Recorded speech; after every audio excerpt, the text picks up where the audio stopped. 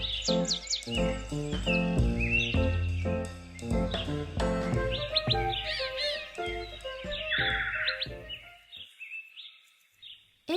et bienvenue dans un tout nouvel épisode de Jardin de vie. Aujourd'hui, je vais profiter de mon séjour en Savoie pour vous parler d'un sujet qui est très important pour moi, que je devais déjà aborder il y a quelques semaines, mais j'ai pas eu trop le temps. Je sais pas si j'ai choisi le titre adéquat parce que je vais surtout parler des réseaux sociaux vu que c'est le domaine dans lequel je suis et je pense qu'il y a plein de gens qui vont sûrement me dire ouais mais les réseaux c'est pas vraiment de l'art, etc.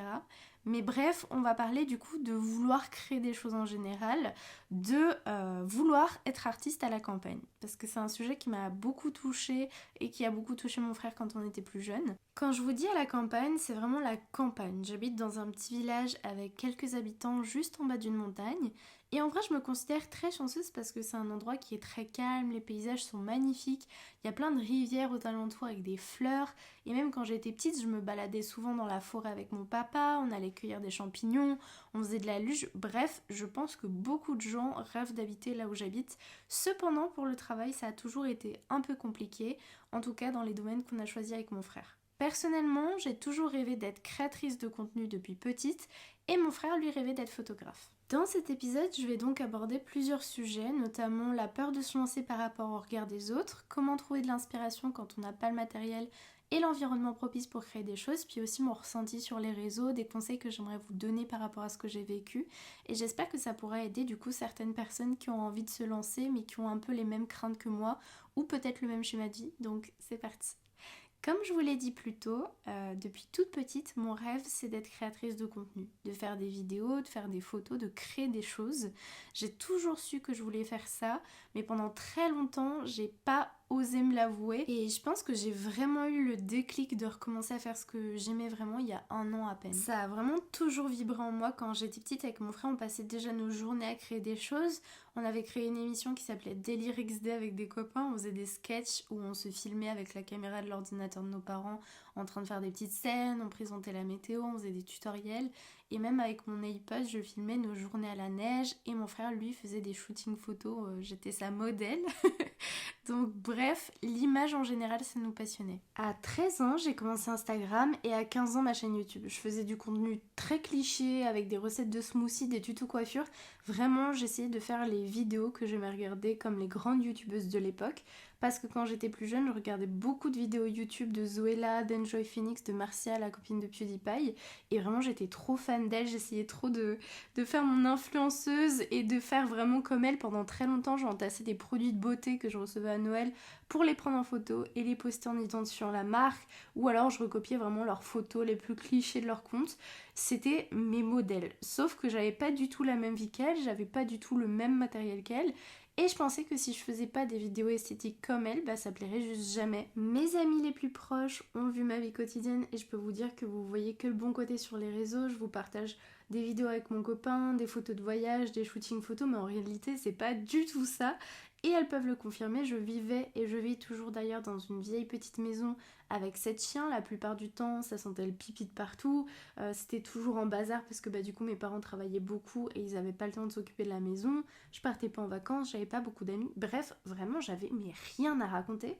Pourtant, je me suis quand même créé une image sur les réseaux, un peu comme une protection parce que j'avais peur qu'Amy ne plaise pas. Du coup, j'ai créé Amy qui avait un compte très rose, qui avait l'air d'avoir extrêmement confiance en elle sur les photos de shooting, qui s'habillait toujours très colorée. J'avais toujours la même vie, mais j'ai fait en sorte de me créer un univers avec ce que j'avais. Bon, maintenant, j'essaye d'être un petit peu plus authentique sur les réseaux, surtout dans mon podcast et sur ma chaîne YouTube. D'ailleurs, j'ai tourné une vidéo YouTube qui s'appelle Sans filtre, qui va bientôt sortir, où je vous montre pour le coup une vraie journée quotidienne avec moi.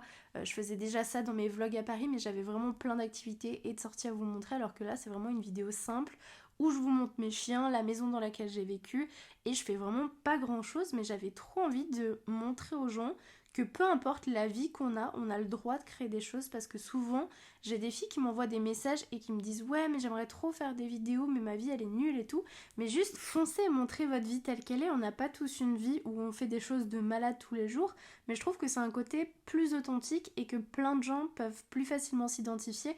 Faites les choses pour vous et si ça vous fait plaisir de filmer, bah filmez. Je le redis, là je vous parle surtout des réseaux parce que c'est mon domaine donc j'ai plus de choses à dire. mais vraiment ça marche pour tous les métiers, surtout les métiers créatifs. Si vous vous donnez les moyens, qu'importe la vie que vous avez et le temps que ça prendra, je suis persuadée que vous y arriverez. Je reviendrai sur cette discussion après parce que je m'éparpille un peu trop quand je parle, mais vraiment osez faire les choses pour pas avoir de regrets. So, où j'en étais Ouais, quand je suis rentrée au lycée, du coup, j'ai décidé de supprimer ma chaîne YouTube parce qu'en fait, j'avais peur de montrer ma vraie vie et qu'on se moque de moi en plus. Pour la petite anecdote, le premier jour de ma rentrée, une fille m'a vue dans les couloirs et m'a dit « c'est toi qui as une chaîne YouTube ?» Et moi, j'étais tellement stressée. Autant vous dire que vraiment, je suis rentrée et le soir même, j'ai supprimé toutes mes vidéos. Et je pense que ça a été un de mes plus grands regrets, même si je pense que maintenant, il ne faut plus que j'ai de regrets par rapport à ça, par rapport au fait de pas avoir continué mes vidéos plus jeunes parce que je pense que d'un côté ça m'a un peu protégée d'une certaine manière des réseaux et du côté néfaste que ça peut avoir quand on est très jeune et surtout que maintenant je sais exactement ce que j'ai envie de montrer sur les réseaux mais de pas avoir filmé mon enfance et garder au final plein de souvenirs, c'est ça qui m'embête le plus. Après, j'ai arrêté pour plein d'autres raisons aussi, mais je trouve ça trop bête aujourd'hui de m'être privée de faire ce que j'aimais pendant des années, juste pour des excuses que je me trouvais. D'ailleurs, parlons des excuses parce que je suis sûre que vous êtes très nombreuses et nombreux à avoir les mêmes. Premièrement, moi ce qui me bloquait, c'était le regard des autres. On se prive de faire plein de choses par rapport aux autres, surtout quand on vient d'un petit village où tout le monde se connaît et où tout le monde finit par savoir ce que tu fais. Après, même encore aujourd'hui, j'ai toujours très peur de ce que les gens pensent, mais c'est vrai que petite, j'avais trop peur que les gens découvrent ma chaîne YouTube. Surtout qu'au collège, les gens sont hyper toxiques, et si t'as le malheur de faire un truc ou d'aimer un truc qui sort un peu de la norme, entre guillemets, bah tu vas forcément subir des moqueries, et je trouve ça assez dingue. Exemple, j'ai une pote qui faisait du hautbois, et elle avait la phobie vraiment que les gens apprennent qu'elle en faisait, parce que c'était pour elle la honte, alors que personnellement, moi je trouve pas du tout. Et pareil, il y a des gens qui faisaient des vidéos cover sur YouTube, et tout le monde en parlait à la récré. Enfin bref, genre j'ai l'impression qu'on s'est tous privés de faire des choses à cause d'une mentalité débile. Et même pour vous dire, encore aujourd'hui, il y a toujours cette mentalité débile parce que j'ai appris qu'il y a pas longtemps, il y a des garçons de mon lycée qui avaient un groupe avec une photo de moi, ils parlaient sur ma gueule de ce que je faisais. Vraiment, il y a toujours des gens qui parleront sur vous. Mais si je peux vous donner un conseil sur ça, c'est que les gens qui vous critiquent par rapport à ce que vous faites, par rapport à ce que vous aimez et qui vous disent constamment que vous n'y arriverez pas, c'est juste des gens qui vous jalousent parce que ils se contentent de ce qu'ils ont et ils n'ont pas votre force pour faire un quart de ce que vous faites. Du coup, ils préfèrent juste parler et critiquer. Moi, je pars du principe que tout est possible. Une personne qui a réussi, elle va jamais te critiquer parce que elle aussi, elle a tenté des choses et elle a réussi. Donc, si une personne y est déjà arrivée, c'est que toi aussi, tu peux le faire. Et il y aura toujours des gens qui jugeront et qui n'aimeront pas ce que tu fais, mais tu t'en fous parce que tu crées avant tout pour toi, et tant que tu es fier de ce que tu fais, bah c'est le plus important, le reste on s'en fout.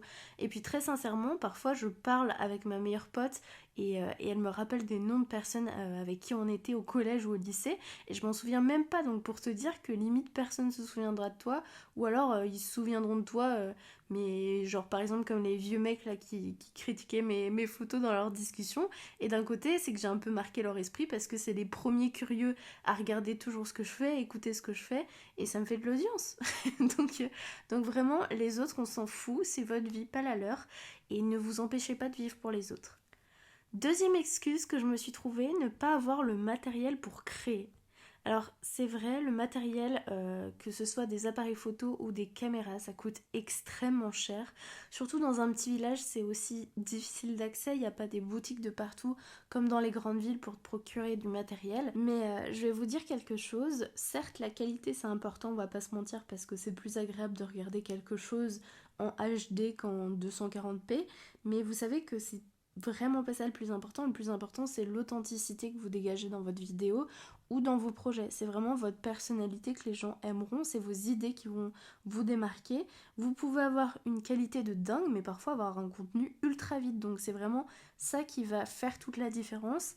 Et puis vous savez, genre le matériel, il y en a à tous les prix et vous pouvez économiser et acheter votre matériel petit à petit. Dans ma famille, on a eu beaucoup de problèmes d'argent.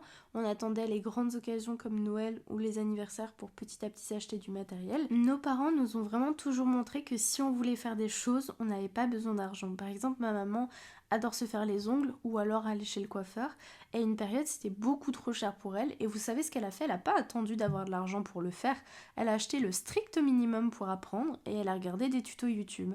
Et après, petit à petit, elle a pu acheter 2-3 trucs pour se professionnaliser. Mais vraiment, maintenant, elle sait tout faire toute seule. Et à partir du moment où vous êtes juste motivé, vous avez toutes les clés en main pour réussir. Les moyens, ça ne définit pas la valeur de votre travail. Certes, c'est cool d'avoir du bon matériel pour évoluer, mais pour débuter, vous pouvez commencer avec des choses basiques. C'est comme en photo quand les gens ils disent « Ouais, ta photo, elle est magnifique et tout, t'as quel appareil photo ?» Mais c'est pas l'appareil photo qui fait le rendu. Encore une fois, je le dis, bien évidemment, ça aide d'avoir du bon matériel, mais ça reste quand même la patte de l'artiste qui fait que ta photo elle est belle, tu vois. Troisième excuse, ne pas être au bon endroit pour filmer ou faire des photos. Ça c'est un truc qui m'a suivi pendant très longtemps et je vais m'expliquer. Tout d'abord, j'ai vécu dans le même village pendant plus de 18 ans, donc autant vous dire que les lieux, je les ai vus, revus et re-revus. J'ai fait des tonnes de photos aux mêmes endroits et j'avais un peu envie de nouveautés. Sauf que quand j'ai déménagé à Montpellier, j'arrivais pas forcément à créer des choses parce que j'avais l'impression d'avoir plein d'idées, mais à réaliser en Savoie des photos dans tel endroit, des idées de vidéos avec tel objet qui était resté en Savoie. Donc j'attendais de retourner chez mes parents pour créer des choses. Et dès que j'étais chez mes parents, j'avais besoin de telle chose à Montpellier, de tel endroit. En fait, j'étais vraiment jamais satisfaite de l'endroit où j'étais. J'avais jamais l'endroit parfait ou l'objet ou la tenue adéquate pour créer mon idée. Je me mettais des barrières toute seule et vraiment j'ai toujours fait ça. Et je pense que c'est vraiment trop important de s'inspirer de tout ce qui nous entoure et de ce qu'on a. Sinon, on va constamment retarder les choses jusqu'à ce qu'on obtienne un truc. À une période pareille, je me disais ouais, mais il faut que j'attende d'avoir un bel appartement à Paris pour faire un look du jour, faut que j'attende d'avoir ci, faut que j'attende d'avoir ça. Et après j'ai eu le déclic et je me suis dit mais c'est trop bête de penser comme ça.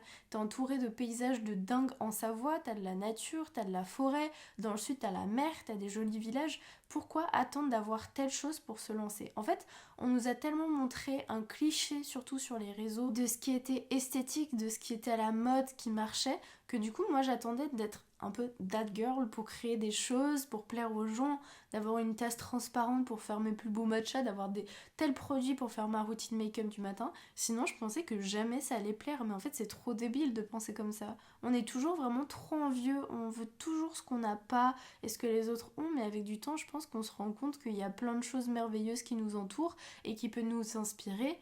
Et qu'il n'y a pas de schéma à suivre pour faire des vidéos esthétiques. Justement, on a tous une vie différente de ouf des autres, donc autant la partager plutôt que de vouloir faire et avoir les mêmes choses que les autres. Mon frère, c'est vraiment un truc de dingue, il avait des paysages hyper basiques et avec Photoshop, il a appris tout seul à s'en servir et il a créé des choses de dingue, des photos hyper uniques avec son style à lui, et maintenant il est à Paris, donc on va dire qu'il a enfin l'environnement propice pour faire ce qu'il aime.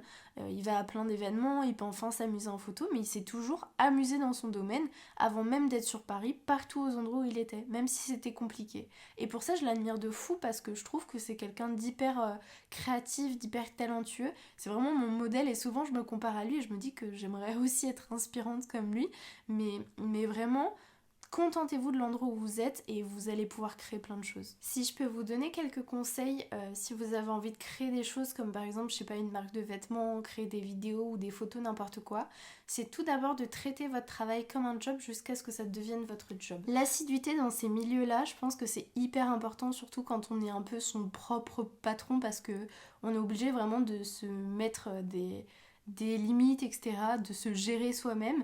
Et personnellement, moi, ça fait 1 an que j'essaye de toutes les semaines faire des listes de ce que je dois faire.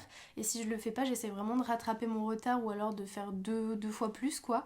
Mais c'est trop important de se créer un emploi du temps pour se motiver et cocher tous les jours des trucs. Comme ça va finir par vraiment devenir une habitude. Après, il y a des jours où, bien évidemment, on n'est pas motivé et voilà, quoi. Mais il faut quand même faire ce qu'on a à faire comme un peu des devoirs. Je trouve que c'est trop important pour vraiment se lancer. Ensuite, un autre truc, je pense que il faut essayer de ne pas se comparer, surtout pour les personnes qui montrent leur travail sur les réseaux. Pendant très longtemps, le nombre de j'aime, le nombre d'abonnés, ça me frustrait de ouf parce que j'avais trop l'impression que par rapport aux autres, j'étais moins bien, alors que c'est juste des statistiques et ça définit pas du tout la valeur de notre travail, quoi. La dernière fois, j'ai expliqué à ma meilleure pote l'algorithme TikTok qui est assez particulier parce que parfois il y a des gens qui font grave de la merde et qui sont hyper connus, ils ont des millions de vues, des milliers d'abonnés parce que l'algorithme met en valeur justement leurs vidéos et toi tu peux passer des heures à faire des montages et ça marche pas. Et c'est hyper frustrant, mais c'est comme ça à partir du moment où tu vas arrêter de te focaliser sur les chiffres et sur ce que les gens peuvent penser, bah tu vas juste adorer créer des choses. Faut vraiment prendre du plaisir juste pour soi et être fier de ce qu'on poste. Parfois il suffit juste d'une vidéo ou d'une photo pour percer, pour que les gens regardent vraiment tout ton contenu. Donc continue de faire ce que tu as envie de faire sans te mettre la pression, sans te mettre une limite de temps, avec quelques objectifs que tu aimerais avoir pour cette fin d'année. Et peut-être que petit à petit tu auras de plus en plus de gens qui aimeront ton travail et qui te suivront quoi. Pareil, même pour les gens qui ont l'impression qu'il y a beaucoup de monde dans ce domaine ou que vous avez l'impression que c'est trop tard, juste c'est jamais trop tard. Vous avez toute la vie pour oser faire de nouvelles choses. Inspirez-vous de ce que vous voyez, vous avez le droit de faire le même type de contenu que les autres tout en y apportant votre personnalité. Je vous jure, pendant des années, moi ça m'a rongé de pas faire ce que j'aimais, de plus créer. J'avais vraiment cette petite note dans mon téléphone, cette to-do list avec écrit avoir ma chaîne YouTube que je cochais jamais. Et bien à 22 ans, je l'ai coché, je l'ai enfin coché, et après avoir créé ma chaîne à 15 ans, l'avoir arrêtée au lycée, l'avoir repris après mon bac, puis l'avoir re-arrêtée, cette fois-ci c'est la bonne, j'ai plus envie de regretter. Et en plus je reçois tellement des gentils commentaires, des gentils messages par rapport à mon travail, par rapport à mes podcasts, par rapport à mes vidéos, que ça m'encourage de ouf à continuer. Donc vraiment, je veux pas m'arrêter. Surtout que même j'ai une anecdote qu'il faut que je vous raconte, c'est un truc qui m'a tellement remotivée à un moment où j'avais envie d'arrêter ma chaîne YouTube. J'étais au bar avec la meilleure amie d'un ami qui a perdu son mari d'un cancer. Et elle m'a dit que le jour où son mari est décédé, elle est allée lui rendre visite et elle appréhendait de fou de le voir, de le retrouver dans un état vraiment pas bien. Sauf qu'elle a été super surprise parce que quand elle l'a retrouvé, il était en train du coup de regarder mes vidéos YouTube hyper souriant. En fait, ça lui avait fait du bien et ça lui avait un peu changé les idées de regarder mes vidéos. Et ça m'a fait tellement chaud au cœur, je me suis dit que rien que pour ça, rien que pour faire sourire juste quelques personnes, j'avais envie de continuer. Et vous savez, genre, j'aime tellement YouTube, j'aime tellement garder mes souvenirs, que si c'est pareil pour vous, juste n'attendez pas d'avoir une communauté immense ou un matériel de dingue pour poster des choses que vous aimez. Puis après, si vous avez de la chance et qu'il y a des gens qui suivent votre travail, c'est juste trop cool au final. Donc vraiment, vous perdez rien. Faites ce que vous aimez, même si vous pensez que c'est démodé aussi. Vous savez, moi j'ai toujours rêvé de faire des hauls de vêtements, et même si je sais que c'est démodé parce que les gens faisaient ça en 2015 quoi, moi j'ai envie de le faire pour moi, j'ai envie de le faire pour la Amy de 13 ans qui rêvait de faire ça et qui a pas osé. Et celui qui a pas envie de regarder vos vidéos, il les regarde pas, tant pis pour lui. Il y a plein d'autres contenus à regarder sur les réseaux. Bref, tout ça pour vous dire, mon frère a 25 ans maintenant, j'en ai 23, et devinez quoi, il est photographe de concert, il prend en photo des artistes de musique, mais pas que, il fait des photos pour Drag Race France, il a travaillé avec Petit Biscuit, il est en train de créer sa propre expo, ses photos apparaissent dans des magazines et j'en passe. Et moi je commence tout juste à avoir des collaborations avec des grandes marques, et je me suis vraiment mis sur les réseaux il y a à peine un an et j'essaie vraiment de poster du contenu régulièrement. On s'est accroché à nos rêves et je pense qu'on peut juste être fiers de nous, de ce qu'on a accompli, même si ça n'a pas toujours été facile et même si c'est que le début. Donc vraiment, ne vous inquiétez pas, c'est pour tout le monde pareil, c'est normal de débuter, c'est normal d'hésiter, de douter, de se sentir nul, de se comparer. Vous allez y arriver si vous êtes passionné. Moi je crois en vous en tout cas, et pareil, avant de finir cet épisode, je remercie mes proches, mes parents, mes amis, mon copain pour le soutien que j'ai quotidiennement. C'est juste incroyable d'être entouré avec autant de bienveillance et qu'on croit en toi, en tes idées, en tes projets. Donc voilà, merci à tous d'avoir écouté cet épisode de Jardin de Vie. Je vous fais plein de gros bisous et à bientôt.